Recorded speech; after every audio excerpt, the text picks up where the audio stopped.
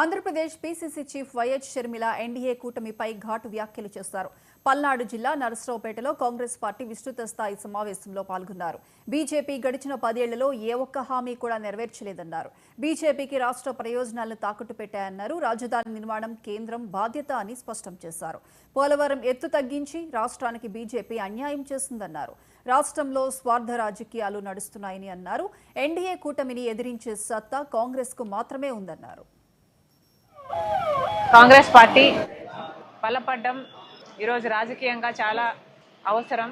రాజకీయంగా మా పార్టీకి మాత్రమే కాదు, ఆంధ్ర రాష్ట్రానికి కూడా కాంగ్రెస్ పార్టీ బలపడాల్సిన అవసరం ఉంది.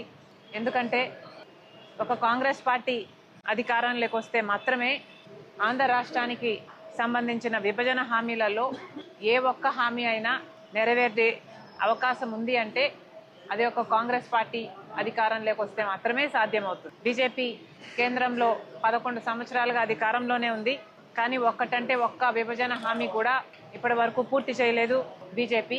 ఇప్పటికి కూడా మన రాజధానికి కావాల్సిన పూర్తి ఫండ్స్ వాళ్ళు ఇచ్చి కట్టాల్సి ఉంది విభజన హామీలో. అయితే ఇప్పటికీ కూడా వాళ్ళు అప్పులే ఇస్తున్నారు.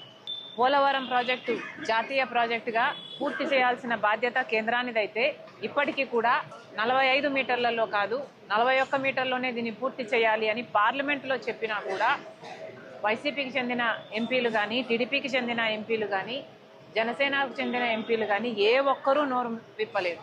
ఇలా రాష్ట్ర ప్రయోజనాలను బీజేపీతో సంబంధాల కోసం అటు వైసీపీ అయినా, టీడీపీ అయినా, జనసేన అయినా ఈ నాయకులందరూ వాళ్ళ స్వార్థ రాజకీయాలు చూసుకుంటున్నారు తప్పితే రాష్ట్ర ప్రయోజనాలను బీజేపీకి తాకట్టు ఎప్పుడో పెట్టేశారు. కాబట్టే ఈరోజు కాంగ్రెస్ ఎదగాల్సిన అవసరం ఉంది.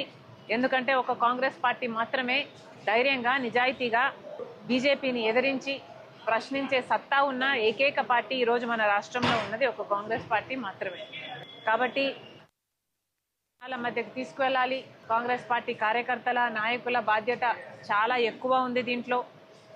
కాంగ్రెస్ పార్టీ గ్రామ లెవెల్లో, బూత్ లెవెల్లో బలపడాల్సిన అవసరం ఉంది.